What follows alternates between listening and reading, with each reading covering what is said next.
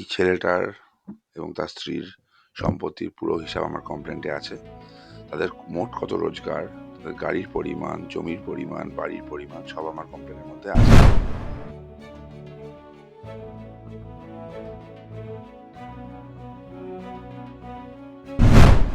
Police case register করেছে। ওদের obviously right আছে অ্যান্টিবেল চাওয়ার, অ্যান্টিবেল চাইতে কোর্টে গেছে, কিন্তু প্রশ্নটা এখানে অন্য জায়গায়।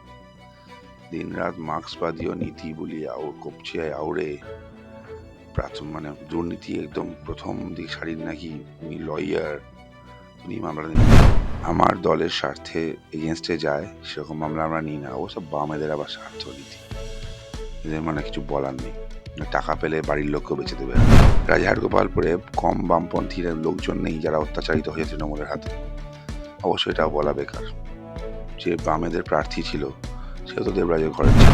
তার যে প্ল্যানগুলো হয়, সাইনগুলো করে কে এলভিএস হিসাবে, একটু খোঁজ নেওয়া সেখানেও দরকার আছে। চিন্তা নেই, দুর্নীতির ফাইল করছে। প্রশ্ন হচ্ছে বিকাশবাবু নীতি ফালতু নীতি বলি কবচায় কেন?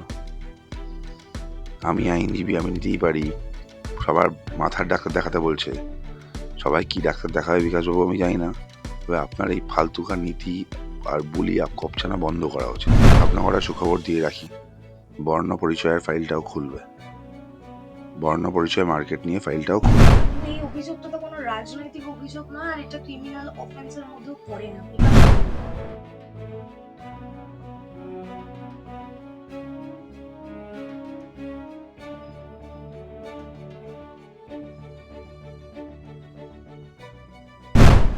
কিন্তু এটা তো ইনকাম ট্যাক্সের দেখা। তারপর প্রপার্টি বিক্রি হয়েছিল পার্ট করে। তার অ্যাবসলুট কতটা টাকা এসেছিল, কি এসেছিল কেউ জানে না। বহু পুরোনো জিনিস, বাম আমলের শুরুর দিকে বা মাঝের দিকে। বর্ণ পরিচয়টা বললাম, অনেক কটা ফাইল খুলবে। বাম তৃণমূল সেটিং করে অনেক চলেছে, তৃণমূলেরও যেমন খুলবে বামেদেরও খুলবে। অপেক্ষা এই যে বাম তৃণমূল আপনারা বলছেন, বিকাশবাবু বলছে যে বিজেপির হয়েও তো আমি মামলা লড়েছি, তাহলে কি সেই মামলা অ্যাবসলুট দুর্নীতি সামনাসামনি মামলা। আমি আবার বলছি, যার মধ্যে ন্যূনতম আদর্শ আছে, যে পার্টিটাকে ভালোবাসে, তার পার্টির এগেনস্টে যারা করার লোকজন যারা করেছে তাদের সাথে হয়ে মামলা লড়বে।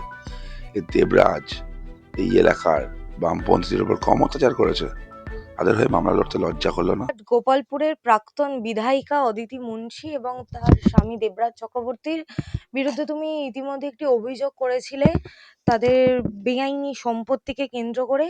বিকাশ রঞ্জন ভট্টাচার্য কোর্টে সেই মামলাটিতে সওয়াল করছেন এবং সাময়িক স্বস্তি, তাকে জেল হেফাজতে নেওয়া যাবে না, ইতিমধ্যে হাইকোর্ট থেকে নির্দেশ দেওয়া হয়েছে 19 তারিখ অবধি। দুটো আসপেক্ট আছে। এই ছেলেটার এবং তার স্ত্রীর সম্পত্তির পুরো হিসাব আমার কমপ্লেন্টে আছে।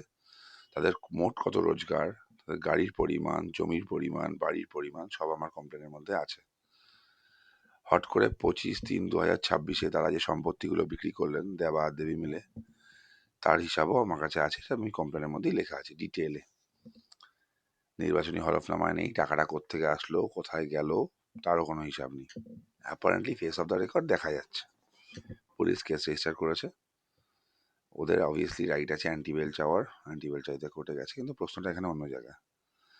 দিন রাত মার্ক্সবাদীয় নীতি বলি কপচে আউড়ে মানে দুর্নীতি একদম প্রথম দিক সারির নাকি উনি লয়ার, উনি মামলা নিলেন কেন? বলতেই পারেন আইনজীবী মামলা নিতেই পারে, আমরাও নিতে পারি। আইনজীবী হিসাবে অনেক মামলা নিতে পারি, সেম ভাবে রিফিউজ করার রাইটও আমাদের আছে। আমার দলের স্বার্থে এগেনস্টে যায় সেরকম মামলা আমরা নিই না। ও সব বামেদের আবার স্বার্থ নীতি, এদের মানে কিছু বলার নেই। টাকা পেলে বাড়ির লোককেও বেঁচে দেবে এরা। না হলে সব্যসাচীও হরগোবিন্দ দাস এবং চন্দন দাসের খুনিদের হয়ে মামলাটা করতো না, তারা বামপন্থী ছিল। রাজাহাট গোপালপুরে কম বামপন্থী লোকজন নেই যারা অত্যাচারিত হয়েছে তৃণমূলের হাতে। অবশ্যই এটাও বলা বেকার। যে বামেদের প্রার্থী ছিল সেও তো দেবরাজের ঘরের ছেলে। সে পার্টি অফিসে কম, দেবরাজের বাড়িতে বেশি বসে থাকে।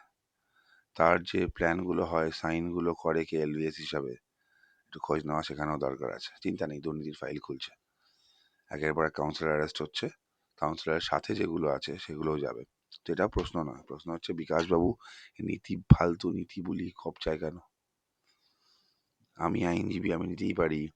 সবার মাথার ডাক্তার দেখাতে বলছে, সবাই কি ডাক্তার দেখাবে বিকাশবাবু আমি জানি না, তবে আপনার এই ফালতুকার নীতি আর বুলি কপছানা বন্ধ করা উচিত।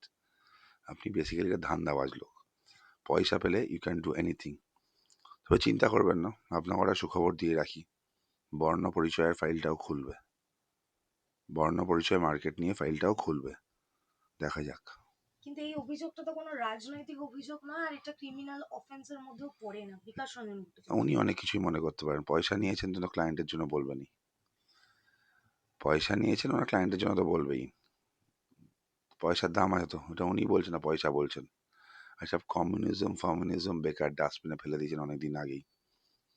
আমি আবার বলছি, বিকাশবাবু top to bottom he is a fully capitalist person. হ্যাঁ, লয়ার বিকাশবাবু, he is a very good lawyer. আমি আবার বলছি, মামলা তিনি যে কোনো নিতে পারেন।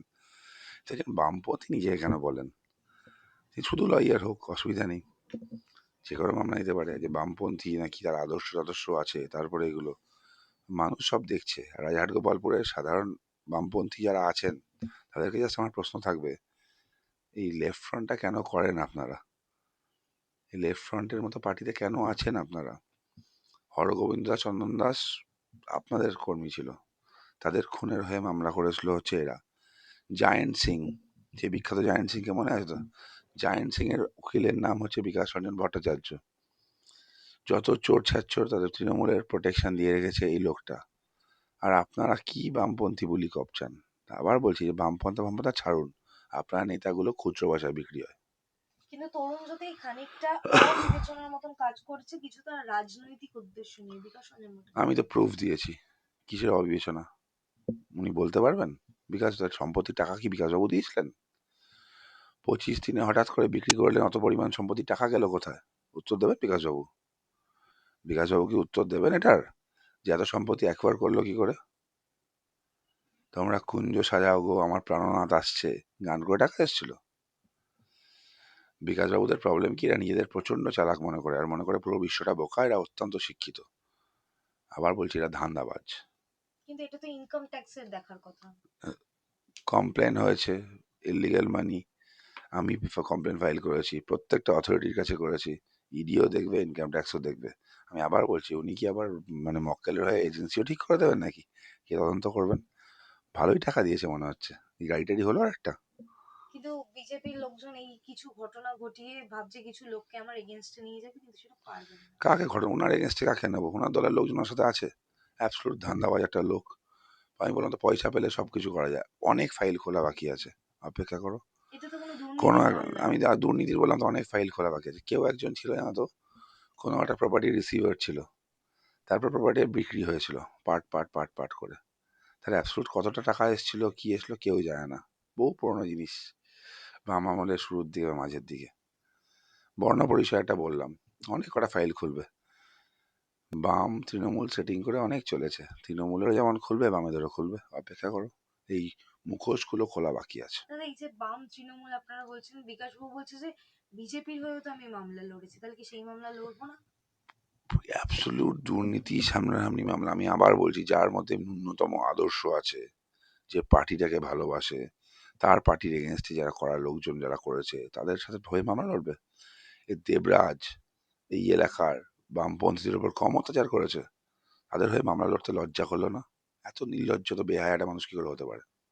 কল্যাণ ব্যানার্জি অন্যদিকে একটি পোস্ট করেছে। কল্যাণের কথা ছাড়ুন, সন্ধ্যাবেলা কল্যাণ বন্দ্যোপাধ্যায় কি বলেছে সেটা নিয়ে আমি চিন্তিত নই। কল্যাণ বন্দ্যোপাধ্যায় সন্ধ্যাবেলা কি বলেছে সেটা নিয়ে আমি একটুও চিন্তিত নই, বেকার। বিজেপি সিপিএম এ কি সত্যি সমঝোতা রয়েছে? হ্যাঁ, দেখা যাচ্ছে তো কার কার সমঝোতা আছে, কার কার সমঝোতা আছে দেখা যাচ্ছে তো। জায়েন্ট সিং, দেবরাজ থেকে শুরু করে একের পর এক। মনরেগার কেসটা বলবো নাকি? মনরেগার কেসটা কল্যাণবাবু বিকাশবাবু একসাথে লড়েননি। যাই হোক, পরে বলবো, আমি সব হিসাব খুলবো। দাদা, একেবারেই শেষ একটি প্রশ্ন। গতকাল রাতেও রাজারহাট গোপালপুরে একটি কাউন্সিলর অ্যারেস্ট হয়েছে, একের পর এক অ্যারেস্ট হচ্ছে রাজারহাট গোপালপুর কেন্দ্র করে। আমি এখানকার মানুষদের প্রমিস করেছিলাম, রাজারহাট গোপালপুরে কোনো পুরনো তোলাবাজ থাকবে না, নতুন তোলাবাজ জন্মানো দেব না। পুরনো তোলাবাজদের বার্তা, সারেন্ডার করে দিন, ঝামেলা কম হবে। নতুন যারা তোলাবাজ হওয়ার চেষ্টা করছেন তাদেরকে বলবো, পুরনো তোলাবাজদের একটু দেখে নিন। আপনি কি দল করেন, কোন লবি করেন, কার লোক, কিচ্ছু দেখবো না, সবার ব্যবস্থা হবে। তবে একটা মর্মান্তিক ঘটনাও ঘটেছে একটা। হুম। সাউথ দমদমে 18 নম্বর ওয়ার্ডের কাউন্সিলর ভালো লোক ছিলেন না।